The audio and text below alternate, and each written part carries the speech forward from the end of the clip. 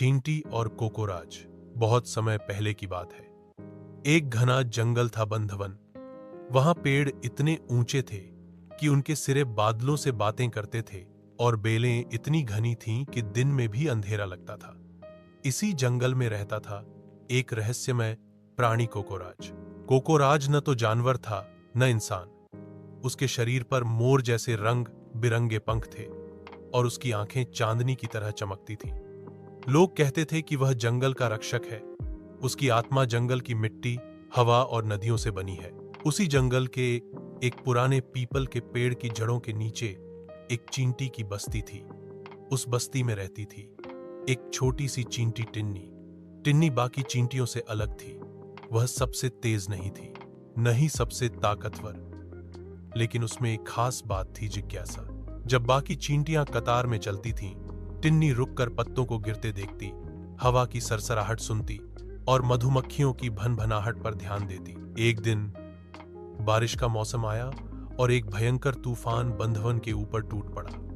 हवाओं ने पेड़ झुका दिए, नदियां उफन पड़ीं और बिजली जमीन को चीरती चली गई। टिन्नी की चींटी बस्ती भी तबाह हो गई। सुरंगें गिर गईं, खाना बह गया और कई चींटियां घायल हो गईं। रानी चींटी ने सभा बुलाई। हमारा घर फिर से बनाना होगा, उसने कहा, लेकिन उसके लिए हमें सोने की रेजिन चाहिए। वो रेजिन जो ऊंचे पेड़ों की सबसे ऊपरी शाखाओं पर मिलती है। रेजिन एक चिपचिपा पदार्थ था जो बहुत मजबूत होता था। बारिश से बचाव के लिए वह सबसे अच्छा था, लेकिन वह पेड़ों की चोटी पर मिलता था। वहां तक पहुंचना किसी चींटी के लिए नामुमकिन था। मैं जाऊंगी, टिन्नी ने कहा। पूरी बस्ती चौंक गई। तू तो सबसे छोटी है, तू वहां कैसे पहुंचेगी? लेकिन रानी ने टिन्नी की आंखों में कुछ देखा, हिम्मत, संकल्प और विश्वास। जा बेटी, रानी ने कहा, जंगल तेरा मार्गदर्शन करे। अगली सुबह टिन्नी निकल पड़ी। रास्ता कठिन था। पेड़ की छाल फिसलन भरी थी और ऊपर जाते जाते ठंडी हवा चलने लगी। हर कदम के साथ उसका शरीर थकता गया, लेकिन उसका दिल मजबूत बना रहा। तीसरे दिन जब वह एक मोटी शाखा पर पहुंची, उसने वहां कुछ अजीब देखा।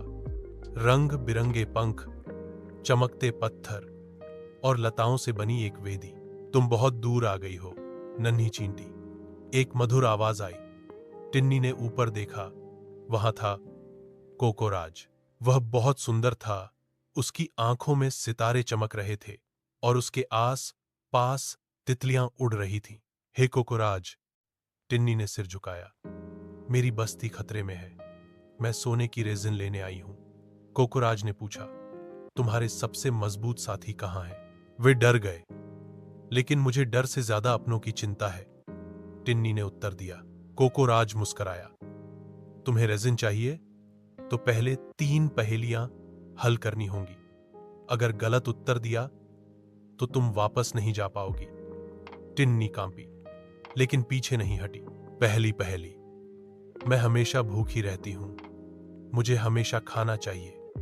मैं जितना खाती हूं उतनी तेज जलती हूं, लेकिन अगर पानी दो तो मर जाती हूं। मैं क्या हूं? टिन्नी ने सोचा, यह तो आग है।